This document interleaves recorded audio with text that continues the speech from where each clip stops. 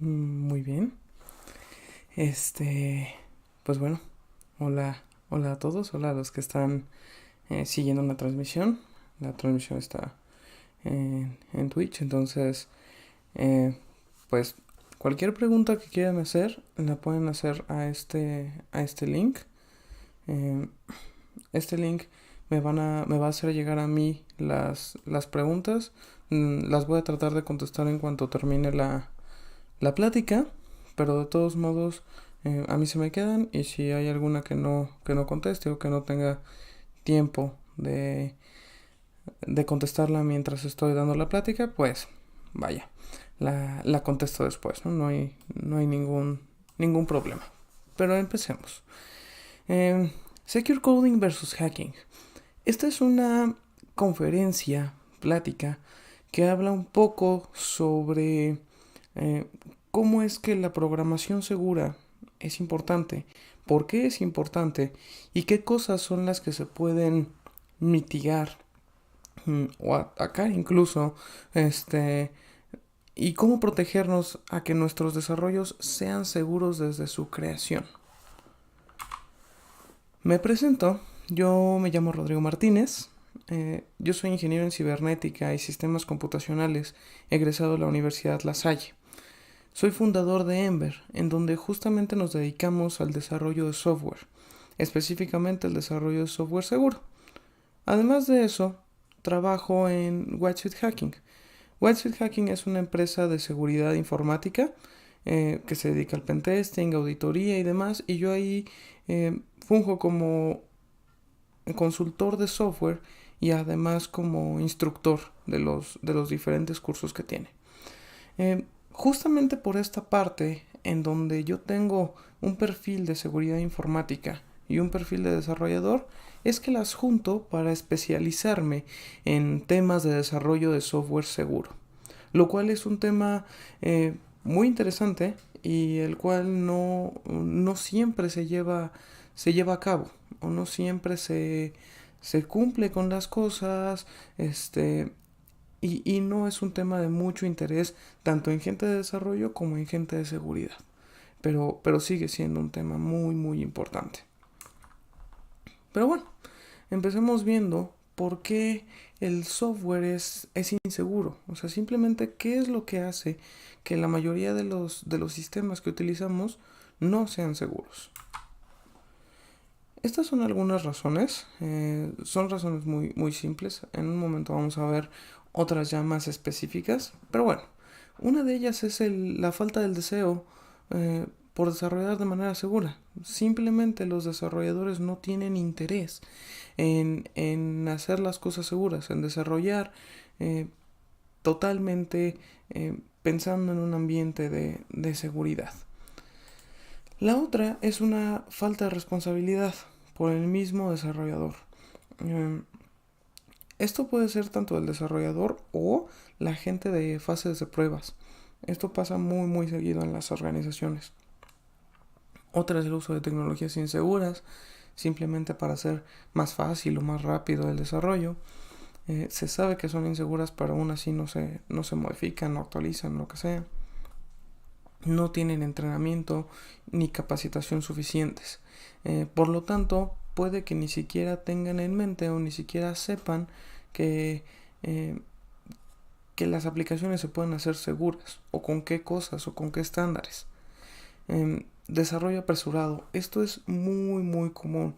En la era en la que vivimos, en la que todo es para ayer y todo es urgente, eh, esto nos afecta mucho en la parte del desarrollo, ya que no tenemos el tiempo de implementar todos los candados de seguridad simplemente porque ya tenemos que salir. Conectividad entre componentes de crecimiento.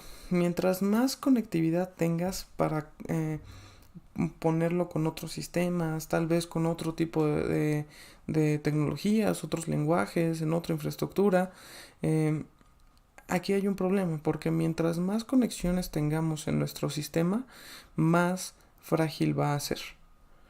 Escalabilidad no controlada significa que es un desarrollo por fases y ha ido creciendo porque se le han metido otras funcionalidades al software de lo que tenía pensado ser de manera inicial. Entonces, como no hay una planeación para poder ver cómo es que debería ir el software, se empiezan a meter así como las cosas nada más porque sí, y entonces eso nos afecta en la parte de seguridad. La otra es que hay demasiada complejidad para implementar la seguridad.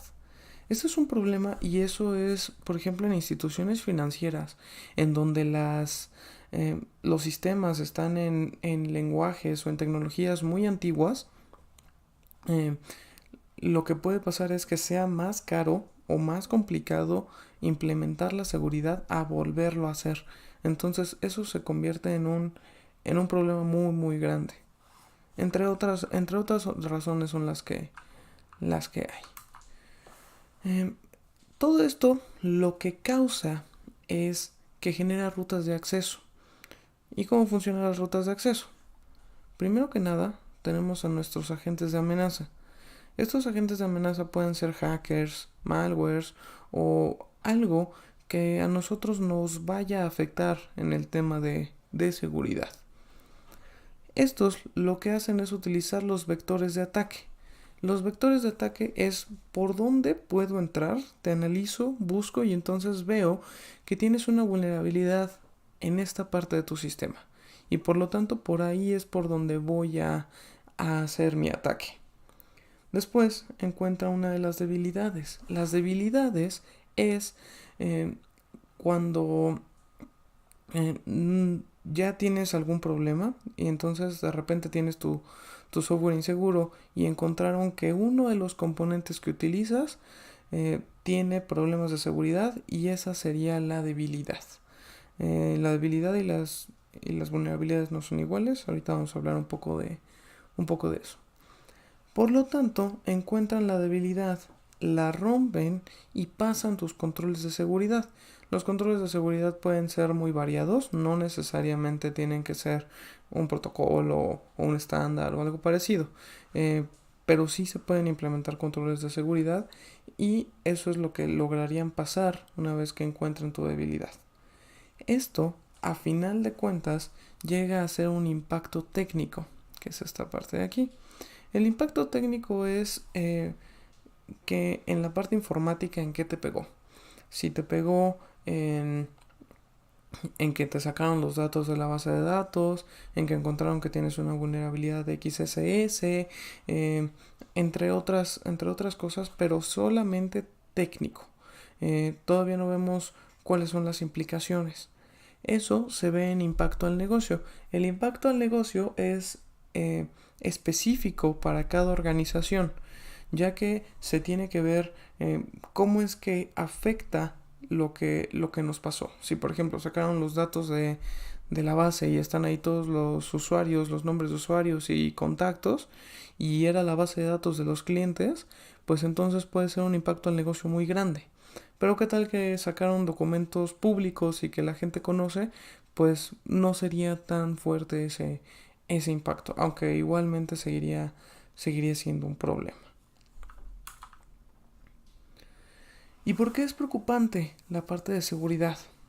Aproximadamente un ataque a organizaciones cuesta entre 4 y 8 millones de dólares. Esto puede ser no solamente como de el valor de la información y venderla después, sino que puede ser perjudicial tanto en temas como de reputación, de confiabilidad, de que tus clientes entonces ya no se van a sentir seguros trabajando contigo, entre otras cosas. Entonces, para poder mitigar o resolver todo este problema cuando ya te atacaron es muy complicado y además es bastante caro. 197 días es lo que tardan en promedio las organizaciones en detectar que fueron atacados. Esto además no siempre es por sí mismos. De hecho, la minoría de las veces es por sí mismos.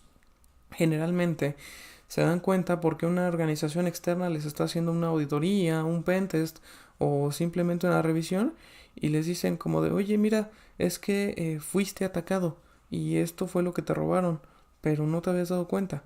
197 días es una ventana de tiempo gigantesca en donde las organizaciones no siempre tienen el cuidado. Y otra es que el 43% de los ataques es a empresas medianas y empresas pequeñas. Entonces, no solamente esto afecta a las empresas multinacionales y grandes, sino esto también afecta a empresas que pueden ser pymes o de 10 empleados o de 50 empleados, que no es tan grande. Y justamente porque no es tan grande, no tienen los controles de seguridad y por lo tanto muchos de los ataques son a ese tipo de empresas. Pero bueno, y si viéramos un top 10 de los lugares geográficos en donde normalmente hay más ataques, o sea, son más atacados, podríamos ver un mapa más o menos de este tipo. Tenemos Estados Unidos con un 38%. Estados Unidos tiene un conflicto muy grande con la parte de Asia. Entonces, Estados Unidos ataca muchísimo y es muy, muy atacado. Entonces, por eso es el que tiene el más alto porcentaje. De ahí bajamos al 17% en la India. La India tiene mucha fuerza tecnológica, por lo tanto también tiene muchos temas de seguridad informática. Bajamos al 11% con Japón, 7% en Taiwán, 6% Ucrania, otro 6% Corea del Sur. Digo, eso puede ser por su cercanía con Corea del Norte. 4% en Brunei, 4% Rusia. Los hackers rusos son de los más peligrosos. 4% Vietnam, 3% Pakistán, por todo el tema de terrorismo y demás. Entonces, si viéramos un top 10 como de las locaciones más atacadas, serían estas. Y tal vez hay algunos que no suenan como de que esa era una potencia en ataque o que era algo muy atacado, como Ucrania o Brunei. Esas son pequeñas localidades, pero aún así pues tienen mucho conocimiento tecnológico. Pero bueno, ¿y cómo programamos código inseguro? ¿Cuáles son algunas de las malas prácticas en temas técnicos que hacen los desarrolladores para programar códigos inseguros? Vamos a ver algunas. La primera, plugins y módulos de terceros. Si bien es muy útil utilizar plugins o módulos para poder hacer tu desarrollo muchísimo más rápido, o porque ya tienen la funcionalidad y entonces tú no la tienes que implementar, sí, es válido. Pero no tenemos que creer total y ciegamente en los plugins o en los códigos de terceros. Esto lo que puede causar es que haya vulnerabilidades en los plugins y por lo tanto, si ellos son hackeados, pues por lo tanto nuestra aplicación también se ve comprometida. Lo que nosotros tenemos que hacer aquí es, ok, vamos a utilizar plugins, sí, pero vamos a revisar que estos plugins tengan buen soporte, tengan varias actualizaciones, que tengan documentación, que tengan a una comunidad detrás si es que es un módulo de terceros de comunidad. Si es un módulo de terceros de paga, pues también que tenga gente de soporte atrás, que puedas hablar al soporte técnico y decirles como de, oye, encontré un bug, entre otras cosas. Entonces, y además tener un control de cómo es que van las actualizaciones. Y si de repente yo estoy utilizando uno que va en la versión 2.5, mantener una constante visibilidad y ver si ya salió la 2.6 o 2.7 y qué es lo que arregla y qué es lo que cambia, para entonces ver cómo nosotros podemos actualizarnos sin tener afecciones afectaciones en el sistema. Vamos a ver otro. Uso de diferentes tecnologías. Hay quienes dicen, no, es que yo me siento muy cómodo trabajando con .NET o con Node, o es que a mí me gusta más Python, y es que esto lo sé hacer con JavaScript, pero no lo sé hacer con Python. Bueno, lo hago con JavaScript y hago un conector. La verdad es que eso no es nada bueno. eh, en realidad aprenderse o saber utilizar los módulos de seguridad de un lenguaje ya es lo suficientemente difícil como para poder complementarlo o juntarlo con otros lenguajes, lo cual lo hace más complicado, lo hace más complicado de mantener, lo hace más complicado de construir y además entonces tendrías que hacer adaptadores para entonces poder juntar Python con JavaScript o Angular con React, entre otras cosas. Entonces, la verdad es que no es nada recomendable juntar tecnologías a la hora de generar una aplicación. Esta es ¿cómo decirlo? Una frase que diría un programador inexperto en donde dice que la seguridad es una pérdida de tiempo. Lo he escuchado en varias ocasiones. Entonces, ellos son programadores a los que solamente les importa que sea funcional, que se cumpla el objetivo antes del deadline, sin pensar en las implicaciones que que esto puede tener a futuro. Entonces, no hagan este tipo de cosas o no digan este tipo de frases. Otras malas prácticas es el código expuesto. Hay veces que nosotros hacemos nuestra aplicación y ya está lista, entonces vamos a desplegarla, vamos a ponerla en el servidor. Nada más que, ¿qué es lo que pasa? Nos damos cuenta que nuestro servidor, pues, no me deja subirlo porque tiene unos puertos bloqueados. Bueno, en lugar de desbloquear solamente esos 2, 3 puertos, desbloquea todo, lo subimos y después bloqueamos los demás. La verdad es que esto nunca pasa. Generalmente dejan los servidores ahí expuestos. De hecho, empresas muy grandes e incluso instituciones de gobierno han sido hackeadas porque sus servidores de AWS o servidores privados estaban expuestos y estaban con todo abierto y sin ningún tipo de control de acceso, entre otras cosas. Otra es, por ejemplo, los controles de versiones como GitHub te permite hacer repositorios privados o repositorios públicos para poner ahí tu código. Y hay veces en las que por no pagar la parte de repositorios privados, que actualmente ya es gratis, pero antes no lo era, los repositorios con el código de las aplicaciones, el código fuente, estaba puesto en GitHub y estaba publicado. Entonces cualquier persona que lo pudiera encontrar podía fácilmente clonar o bajar el código y entonces utilizarlo. Esto también es un problema que se ve muy comúnmente. Los módulos de cifrado. Hay veces que los desarrolladores creen que pueden hacer sus propios módulos de cifrado, como moviendo algoritmos aleatorios, o incluso hay quienes creen que la codificación de base 64 es un cifrado, lo cual realmente no lo es. O sea, el cifrado y la codificación son dos cosas diferentes. La codificación es simplemente cambiar de forma la información y el cifrado es que se modifique la información para que sea ilegible. Entonces, no podemos confiarnos en que nosotros como desarrolladores podemos hacer un módulo de cifrado como se nos ocurra, ya que, por ejemplo, los módulos que existen como AE128, SHA-256, que son de los más comunes, llevan años de investigación y tienen una fuerte base de matemáticas. Entonces, no es tan sencillo hacer un módulo de cifrado nada más así. Entonces, puede haber incluso temas de cifrados débiles, como son los SSLs. Hay SSLs que son de paga, que tienen encripción cifrado de 256 bits, de 512 bits, entre otros, y hay unos que son gratis como FreeSSL, en los cuales pues no son tan fuertes, pero digo, es más fuerte que nada. De los cuales sí son de los más fuertes y robustos, además de confiables, puede ser SHA-512, por ejemplo, o RIP-EMD 320. Esos son módulos de cifrado que son ¿cómo se dice?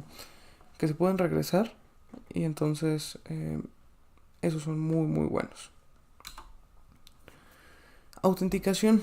La autenticación es un gran problema, ya que no solamente depende del desarrollador o del sistema, dependes también del usuario, ya que tiene cierto control al poner la contraseña, al poner su usuario, al ver cómo guarda la contraseña. Entonces, tenemos que hacer que nuestro inicio de sesión o nuestro registro sea lo suficientemente fuerte para poder ayudarle al usuario a que no tenga este tipo de problemas. Tal vez podríamos pensar que es algo muy simple, ¿no? O sea, guardamos la contraseña en una base de datos y ya está. Pero no, ¿qué es lo que pasa si alguien llega y roba tu base de datos y ahí tienes todas las contraseñas? ¿O qué es lo que pasa si tu sitio o tu aplicación no tiene cifrado en la comunicación y alguien intercepta esas contraseñas y entonces puede verlo todo, ¿no? Puede ver si hasta tienes alguna falta de ortografía en tu nombre o cualquier cosa así. Entonces, o si son contraseñas muy débiles, pues simplemente puedes romperlas con un ataque de diccionario o puedes incluso adivinarlas con las preguntas de el nombre de tu primera mascota o cuántos años tienes. Ese tipo de cosas son las que tenemos que cuidar para cuidar a nuestros usuarios de la aplicación. Existen módulos que ya hacen este tipo de cosas. Por ejemplo, si hacemos una aplicación en Firebase, Firebase tiene su propio módulo de autenticación. Otra es como Auth0. Ahora, si no queremos utilizar uno de estos módulos, pues bueno, hay que implementar políticas para ver cómo vamos a guardar las contraseñas. Va a entrar al usuario, se va a cifrar la contraseña y entonces así se va a guardar en la base de datos. Y va a viajar por un canal seguro y va a tener otro tipo de cosas las cuales van a ayudar a la parte de seguridad de autenticación. Otra parte, por el lado del usuario, podemos hacer que las contraseñas sean mínimo de 10 caracteres, ¿no? Por ejemplo, antes el estándar decía que 8 caracteres era suficiente, actualmente ya no, porque un diccionario de 8 caracteres es más o menos de 1 tera, y 1 tera probarlo ya no es algo imposible. Entonces actualmente la recomendación es que sea de 13 caracteres aproximadamente.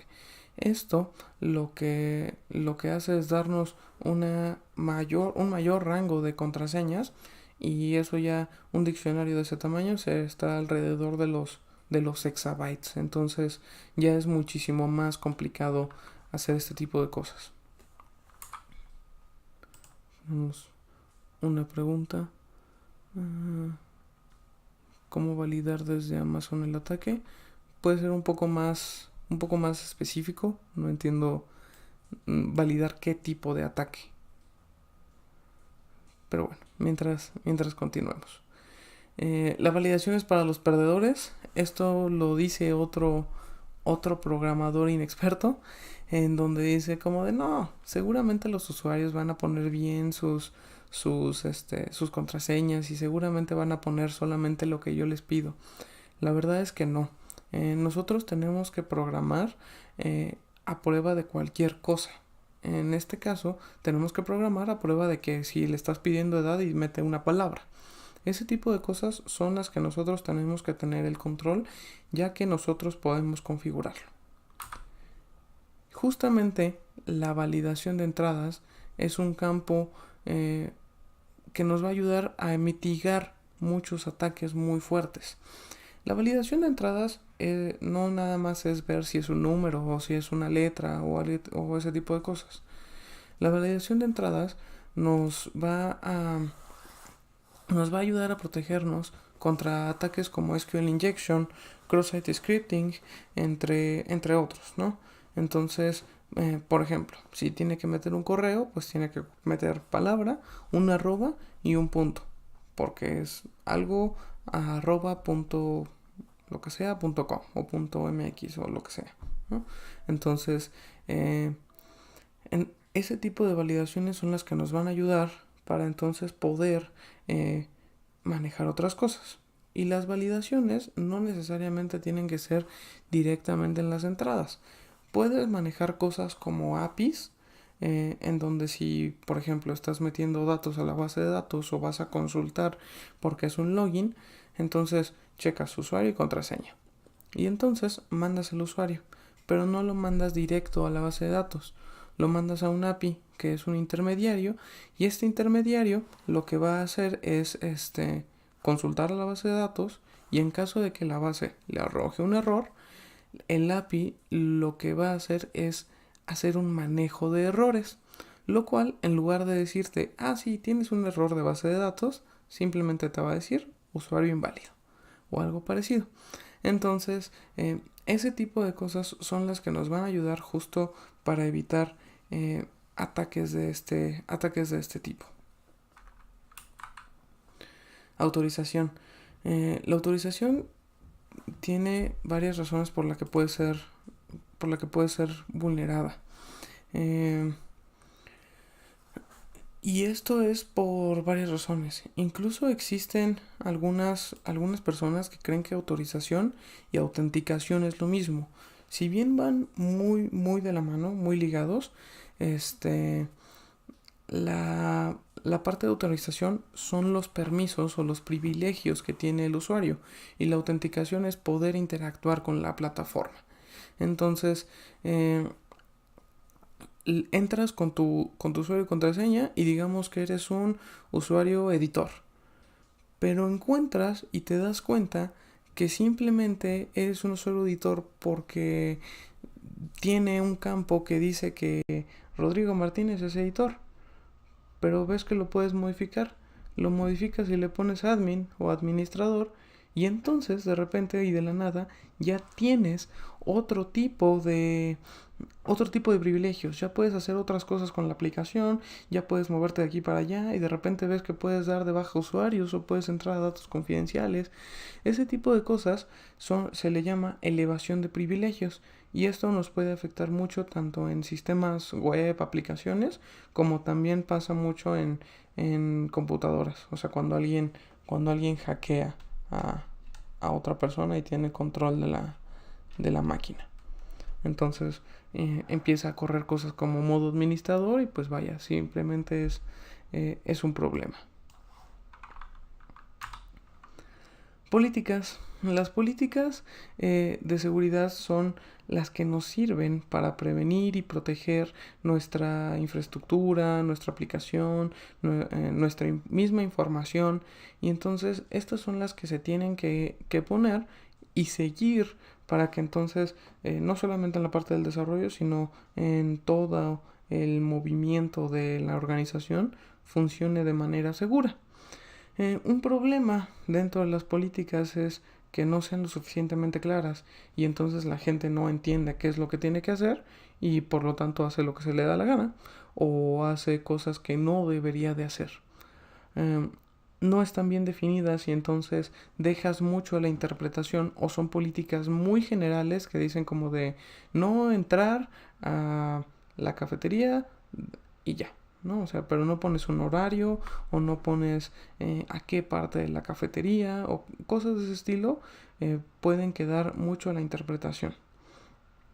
Otra es que sea muy complicado de implementar porque simplemente no aplica para el negocio, y entonces las políticas se tienen que las políticas se tienen que modificar y se tiene que revisar bien, además de tener también su propia fase de pruebas para poder ver qué tan bien han sido adaptadas o qué tan bien es que están funcionando.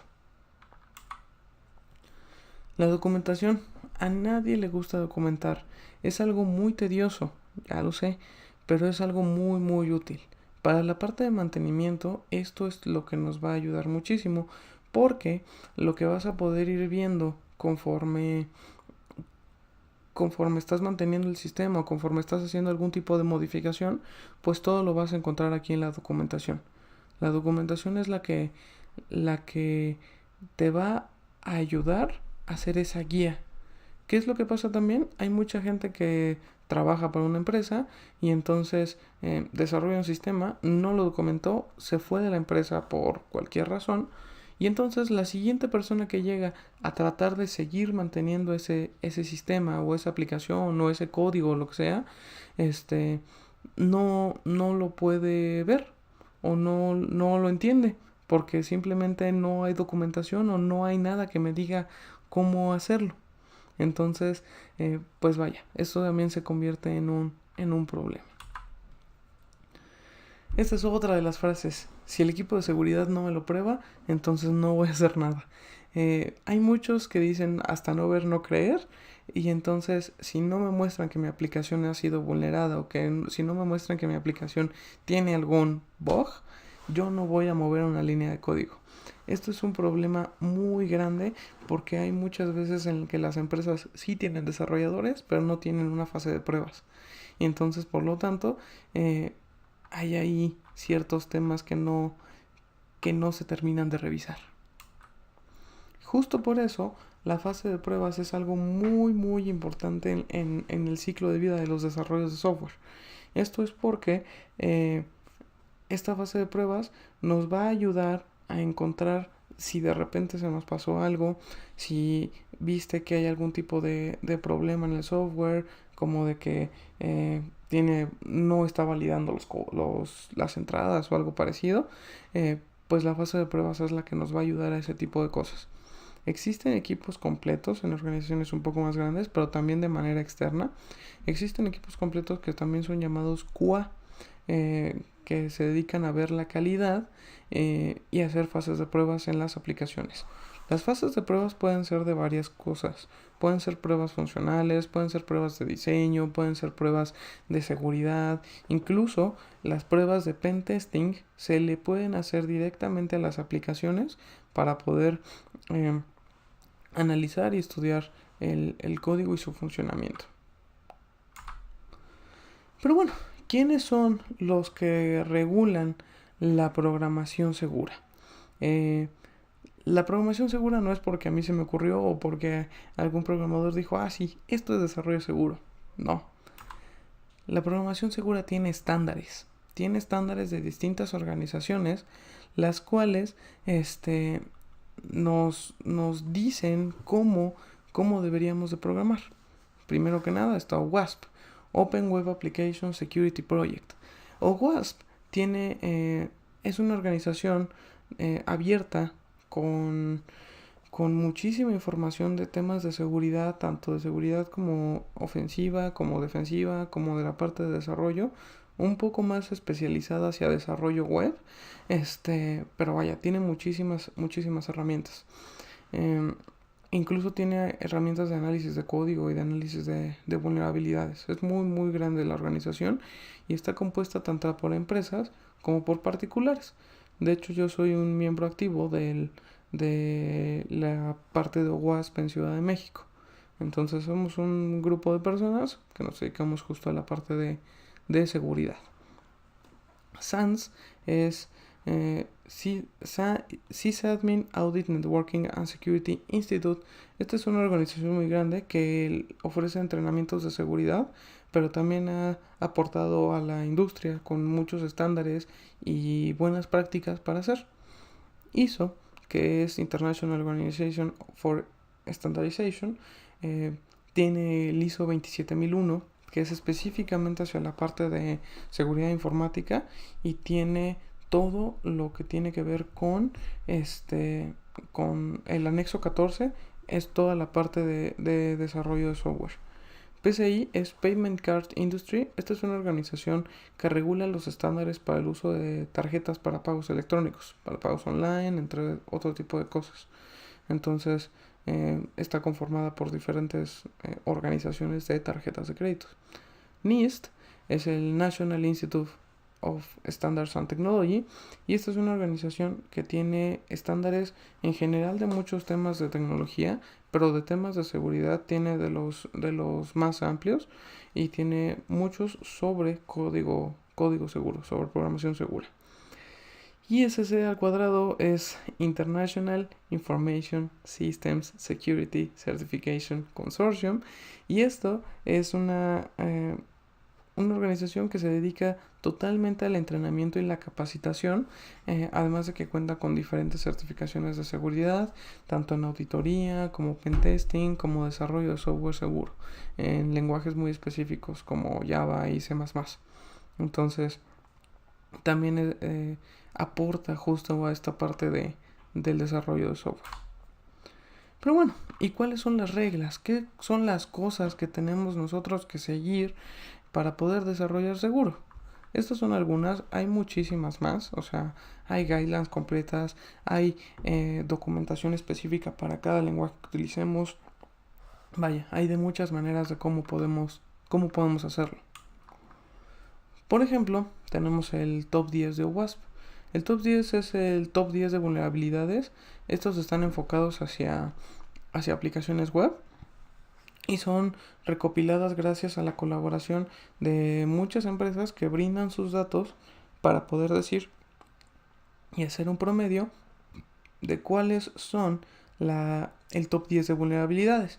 Este top 10 se va actualizando cada 4 años. El más reciente es el del 2017 y podemos ver algunas vulnerabilidades que son como muy comunes y no deberían de ser tan comunes, como por ejemplo inyección, pérdida de autenticación, la exposición de datos sensibles. Es simplemente que la gente no cuida qué es lo que publica. Entonces, o sea, ese tipo de cosas se pueden controlar y mitigar de manera relativamente sencilla, pero no se hace por diversas razones. Ese es otro y es el top 25 de SANS. Este top 25 lo que tiene son las 25 debilidades más comunes en las aplicaciones. Las debilidades no es igual a una vulnerabilidad. Una debilidad es un error que puede llevar a una vulnerabilidad. Pues es algo que puede ayudar a que el hacker o algo parecido se dé cuenta de que tienes una vulnerabilidad, como por ejemplo, no sé, poner en qué versión de PHP estás programando y de repente pues ve que es PHP 5 y busca la vulnerabilidad de PHP 5 y entonces pues ahí puede guiarse para generar un ataque, por ejemplo.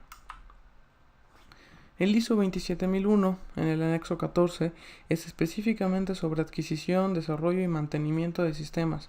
El 27001 abarca todos los temas de seguridad, de cómo se guarda la información, de cómo se tiene que hacer un login, qué cosas son las que tienes que ver y que seguir. Y el anexo 14 en específico habla sobre la parte del desarrollo de software.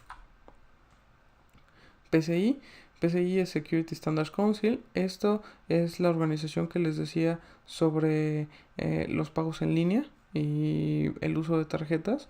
Y bueno, aquí está conformada por American Express, Discover, JCB, Mastercard, Visa, que son todas estas empresas que se dedican a hacer tarjetas justamente para los cobros online, ¿no?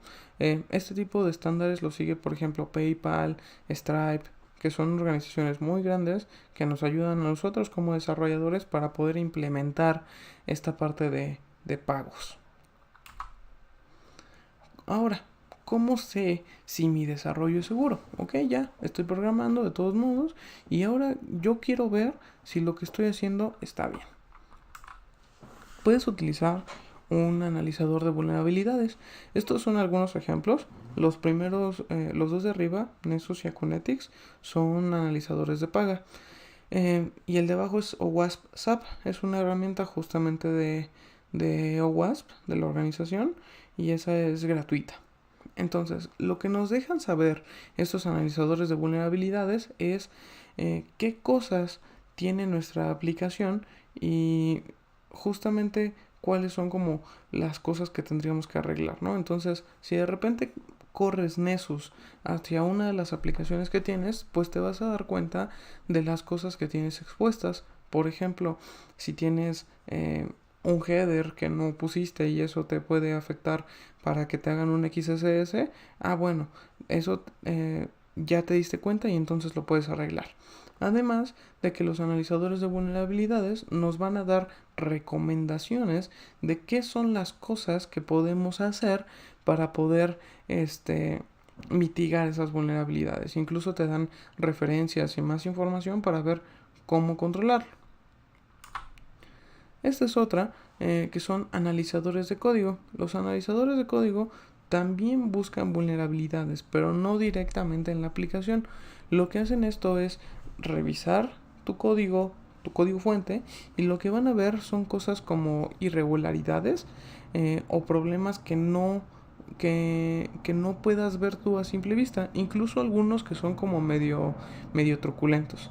Y entonces esto lo que te va a decir es como de, oye, espérate, estás haciendo una función, pero no estás haciendo nada en caso de que no funcione o en caso de que no se valide. O espérate, estás poniendo una entrada pero no estás validando la entrada. O mira, estás haciendo una conexión a un API pero estás desplegando las contraseñas eh, ahí en plano, en texto plano. Entonces, ese tipo de cosas son las que nos van a ayudar estos analizadores de código. Estos son algunos. Está Positive Technologies, que es uno muy grande y de paga. Snyk tiene una versión gratis, pero también tiene sus planes de paga. Y LGTM es también, ese es totalmente gratis. Lo padre de estos softwares es que, o sea, no son los únicos. Lo padre de estos softwares es que lo que tienen es para ver diferentes lenguajes. Entonces, puedes analizar si estás programando en C Sharp o puedes analizar si estás programando en Java o en JavaScript o Node, entre otras cosas. Entonces, esto nos va a ayudar mucho para que antes de sacar el código a producción, pues lo podamos modificar y veamos qué cosas de seguridad podemos implementar. Pero bueno, ¿cómo desarrollamos software seguro? Ya vimos cómo no se debe de hacer, ya vimos qué cosas nos sirven para entonces desarrollar algo de manera segura o para verificar si es seguro. Pero bueno, ¿cómo podemos desarrollar software seguro totalmente? Es un ciclo. Es un ciclo y es un flujo que nosotros tenemos que seguir. Así como nosotros seguimos un flujo para ver cómo vamos a desarrollar una aplicación, a este mismo flujo se le tiene que anexar esta parte de seguridad. Y entonces, requerimientos.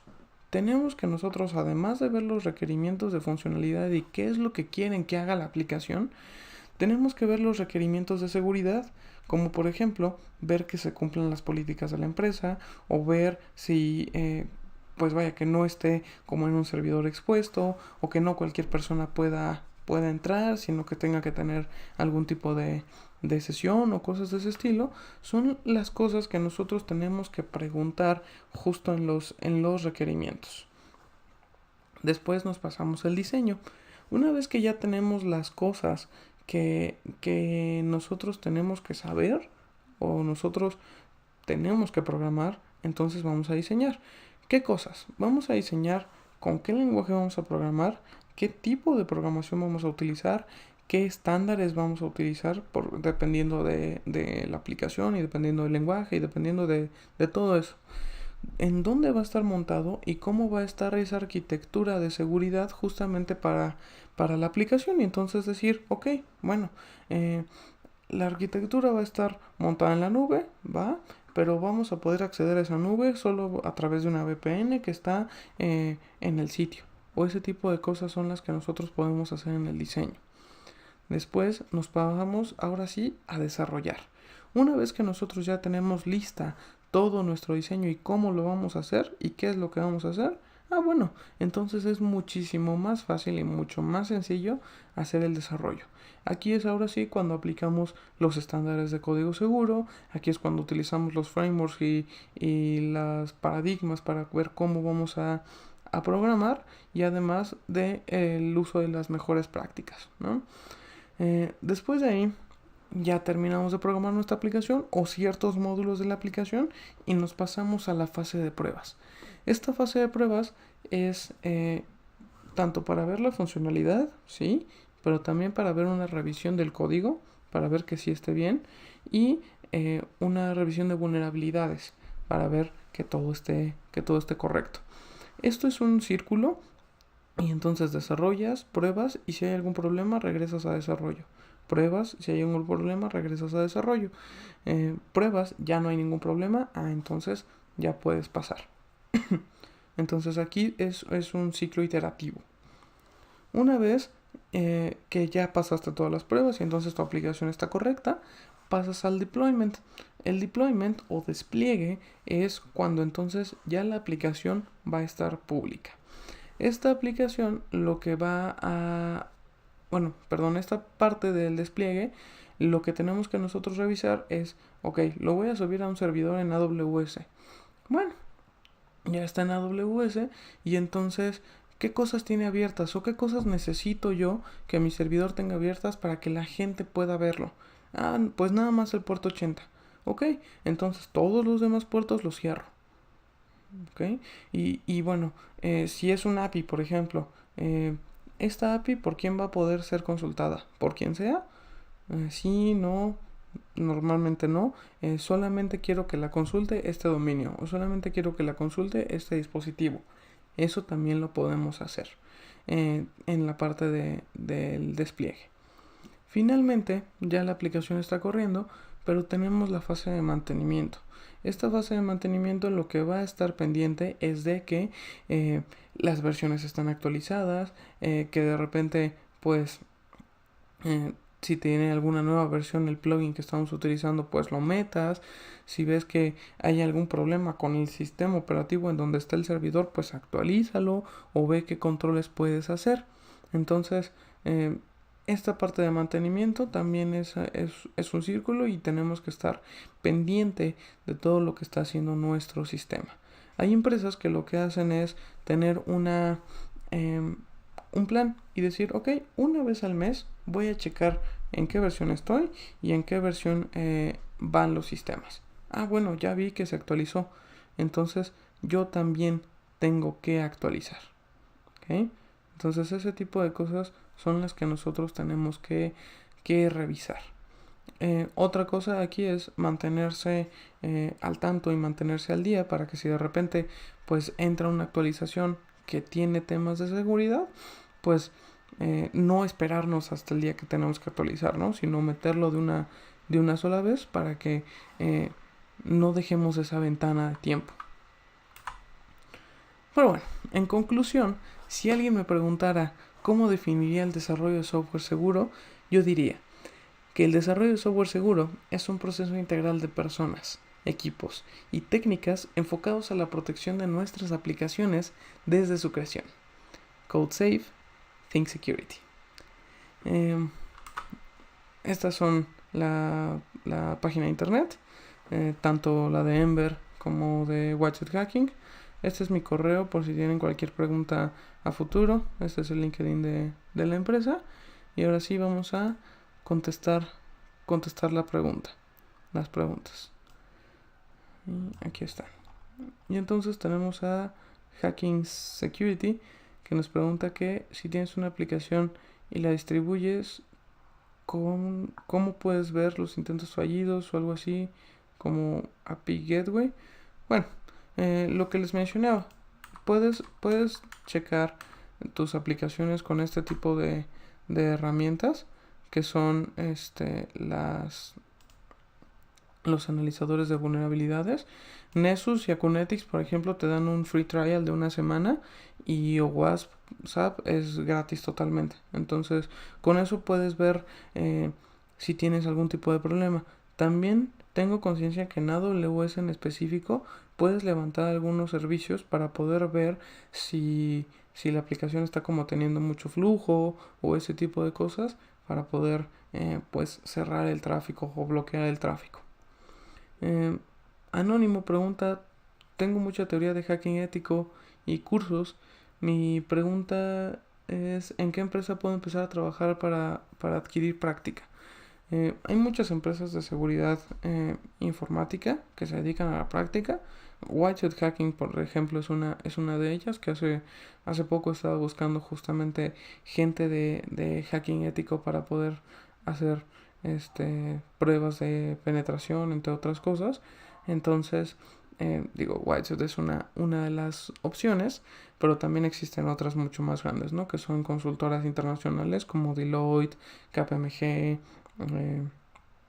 entre otras. Entonces, Purple Security me parece que es otra. Entonces, pues vaya, puedes entrar a esas, pero también hay empresas que no necesariamente se dedican a la parte de seguridad, que buscan gente de seguridad para aplicar la parte de políticas, para aplicar la parte de pentesting interno, entre otras cosas, como por ejemplo hace poco supe de una posición en Sura, es una aseguradora, y también he visto aseguradoras que quieren como entrar al ámbito de seguridad para poder asegurar este, activos informáticos.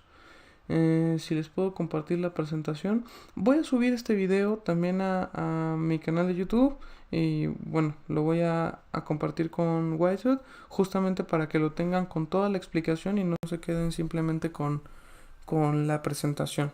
Entonces, vaya, no debería haber ningún problema con eso. No sé si alguien más tiene una pregunta. Ah, bueno, y lo de la presentación es por todo el tema de derechos de autor y todo eso. No sé si alguien más tenga otra pregunta.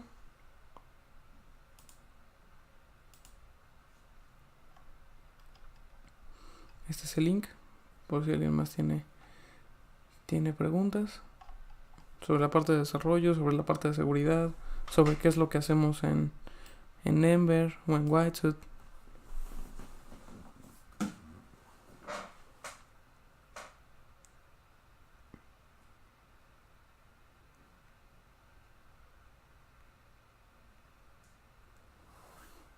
¿No?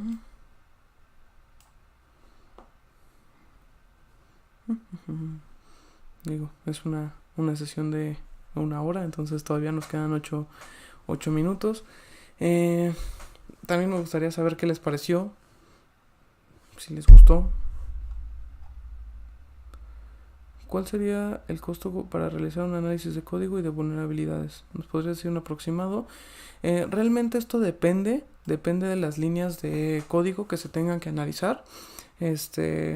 Por ejemplo, nosotros, tanto en Ember como en Whitewood, hacemos auditoría de códigos a empresas, entonces dependen de muchas cosas. Depende de cuál es el lenguaje, depende también de cuál es las líneas de código, qué tan grande es la aplicación, si se conecta con otras cosas, si también quiere que se haga algún tipo de análisis o auditoría de la infraestructura o de la parte del despliegue. Realmente es algo muy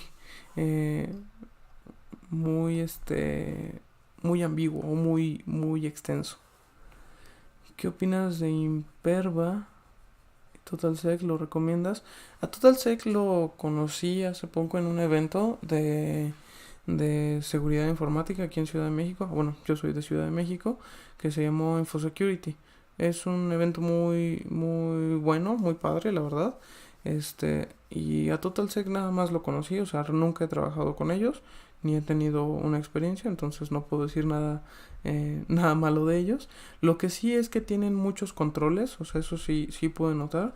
Tienen factibilidad y facilidad de poder tener diferentes controles. A Imperva, la verdad es que no los conozco. Hola, soy Javier. Pasa el link para contratación en Whitewood para desarrollarme más en este tema. Saludos.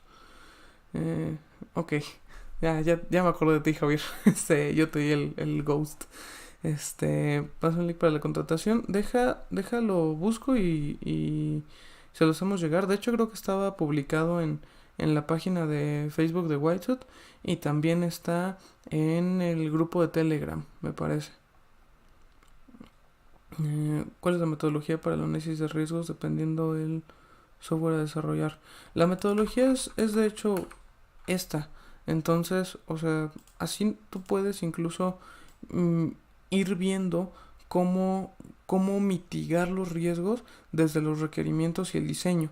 Entonces, ahora ya para un análisis de riesgos en un software que está hecho, ya es una metodología diferente y eso es más hacia una parte de auditoría de sistemas, de auditoría de sistemas o de auditoría de de software, o de aplicaciones. Entonces ahí ya es un poco diferente, porque los riesgos como tal es un tema medio extraño, porque los riesgos dependen también mucho del negocio. Entonces, así como de un ejemplo que doy en los cursos es, por ejemplo, el Club de Fútbol América, pues no es igual de riesgoso que Vancomer, ¿no? Por ejemplo. Entonces, y aparte, los atacantes son otros, y al América no le pasa nada si le tiran su página, entre otras cosas, ¿no? Entonces, la metodología para análisis de riesgos se ve para un software que no se ha desarrollado y apenas se va a hacer, se puede ver desde los requerimientos y el diseño. Entonces, desde aquí tú puedes decir, mira, esta aplicación como maneja información financiera, pues puede ser muy llamativa para los hackers o ese tipo de cosas. Eh, pero bueno, si es una aplicación nada más para mandar información, pues vaya, puede que no tenga tanto problema. Espera, pero es información confidencial. Entonces sí puede ser un factor de riesgo. Ese tipo de cosas, como te digo, son muy específicas dependiendo del negocio. Rodri, yo leí un libro que mencionaba, por ejemplo, una vulnerabilidad para adquirir una shell por medio de SQL injection a una cookie. ¿Cómo podría corregirse esto con código seguro? Pues mira, si lo que dices es que se obtuvo una shell por medio de SQL injection, el vector de entrada, que es lo que comentaba al inicio de la presentación, déjenme regreso.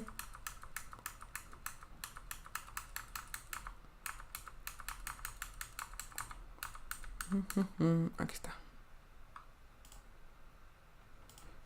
Si dices que SQL Injection fue el medio, entonces el vector de ataque, el vector de entrada, fue justamente un problema de SQL Injection a una cookie en específico. ¿Esto se puede proteger? Sí. O sea, lo que haces es validas la entrada para que si alguien trata de meter un código, que de hecho ahí no es tanto un SQL Injection, es algo de XSS para sacar la cookie. Entonces, lo que haces es validar la entrada. Y entonces cuando alguien intente meter un alert, get cookie, system get cookie, pues lo que va a pasar es que esa información la mandas a un API o la mandas a un intermediario, y entonces ahí le dices como de no, a ver, espérate, esto es un ataque o es un intento de ataque, ¿sabes qué? Yo solo voy a regresar usuario inválido o entrada inválida o mete bien tu correo o cualquier cosa de ese estilo. Por lo tanto, ahí lo que ya proteges es justamente este vector de ataque, y por lo tanto no pueden entrar tan fácil, ¿no? Entonces ya no podrían tener la shell. Ok, perfecto, gracias. Así ve el ISO 31000 como comienza la alta dirección, que es necesaria la seguridad en el desarrollo, entre otros, ya que ignora la importancia de seguridad en las últimas. No se preocupen, si tienen más preguntas, no tengo ningún problema. El ISO 31000 no lo ubico, no lo tengo presente, pero vaya, lo reviso y de todos modos lo contesto en una pregunta después. ¿Cómo convencer a la alta dirección que es necesaria la seguridad en el desarrollo? Esto es un tema, era un tema antes muy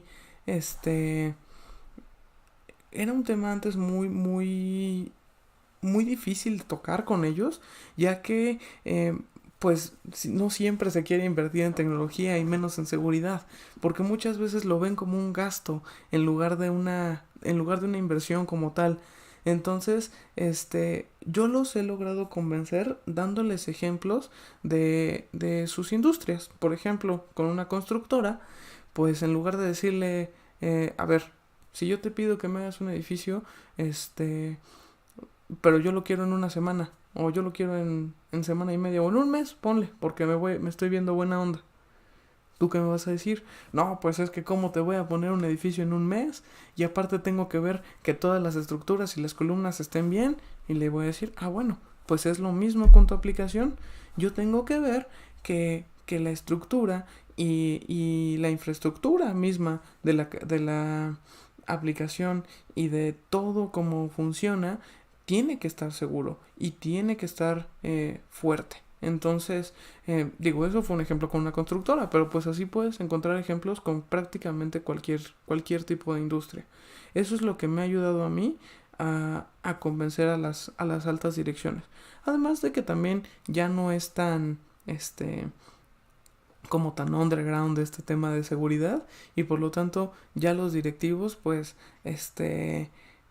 ya saben estos temas de seguridad que pueden pasar. eh, Te felicito, muy buena presentación. Me gustaría saber si hay alguna certificación que pueda tomar para que me dé herramientas para identificar ataques. Sí, hay muchas, bueno, muchas gracias. Hay muchas certificaciones. De hecho, yo estoy trabajando en un curso en línea específicamente de desarrollo de software seguro, de desarrollo general de software seguro.